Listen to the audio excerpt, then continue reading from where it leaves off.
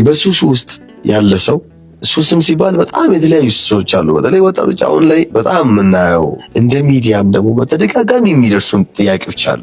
ከነዛ ሱሶች እንዴት ልውጣ የሚል አይነት ጥያቄ በጣም ተደጋጋሚ። በተለይ ደግሞ ይላል ግብረ ሐውናን ወይም ደግሞ ግለ ወሲብ ከሚባሉ ሱስ እንዴት አድርጌ መውጣት ይችላል ብለው ጥያቄዎች በተደጋጋሚ ያደርሱናልና ወጣትነትን ከዚህ አንጻር አያይዘህ እንደው ብትመልስልን፣ ያሳለፍከውን የሰማኸውን መፍትሄ የሰጠውን ሰው ካለ እንደው ከዚህ አንጻር ጥቂት ነገር ብትመክረን ደስ ይለኛል።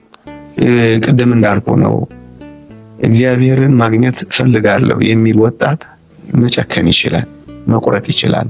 የመጀመሪያውና የሁሉም ነገር ምንጭ የሚሆነው ከእግዚአብሔር ጋር የሚኖረኝ አንድነት ይበልጣል። ከእግዚአብሔር ጋር የማደርገው ህብረት ተወዳዳሪም ተፎካካሪም ተነጻጻሪም የለውም ብላ የምታምን ነፍስ ሁሉን ነገር ለመተው ጨካኝ ነው የምትሆነው፣ ትጨክናለች። ይህንን ህይወት ከእግዚአብሔር ጋር ሊያኖረኝ አይችልም ብሎ ያመነ ወጣት መጨከን ይችላል። ያ ማለት ፍቅር እግዚአብሔር የበለጠበት ወጣት። ጠቢቡ ሰሎሞን እንደሚናገረው ነው የጠገበች ነፍስ የማር ወለላን ትረግጣለች፣ የተራበች ነፍስ ግን የመረረው ነገር ሁሉ ይጣፍጣታል ይላል። በፍቅር እግዚአብሔር ከጠገብክ የማር ወለላ የሚሆን ነገር የመርገጥ አቅም አላት፣ የመተው አቅም አለ። ስለዚህ እኔ ወጣቶች የመጀመሪያው ነገር ራሳችንን በፍቅር እግዚአብሔር ለማኖር ወደ ፍቅሩ መንግስት ለመፍለስ እግዚአብሔር የከፈለልን ዋጋ ለመረዳት የተዘጋጀን መሆን መቻል አለብን። ስለዚህ የመጀመሪያው ነገር እግዚአብሔር ይበልጥብኛል የሚል ሰው ከእግዚአብሔር የሚያስበልጠው ነገር አይኖርም። ስለዚህ መጀመሪያ ይህንን ህይወት መመዘን መቻል አለብን ወጣቶች ብዬ አስባለሁ። የመጀመሪያው ነገር። ሁለተኛው የኃጢአቱን ክፋትና የሚያመጣውን ውጤትና ቅጣት በሚገባ ግን መረዳት መቻል አለብን። እግዚአብሔር ይህንን ኃጢአት አይወደውም፣ ይህንን ኃጢአት አይመርጥም። እግዚአብሔር የሚወደው ኃጢአት የሚመርጠው ኃጢአት አለ።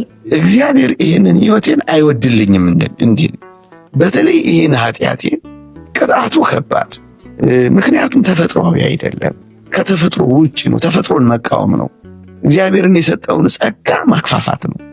እጅግ የከበደና የበለጠ ኃጢአት ነው። በመጽሐፋችን ላይ እንደምናየው ይህንን የፈጸሙ ሰዎች ተቀስፈው ነው የሞቱት። ምን ያህል ቅጣት እንደሚያመጣ ቅጣትን ሳታመጣ የምታልፍ ኃጢአት የለችም። ከቅጣት ግን ቅጣት ትለያለች።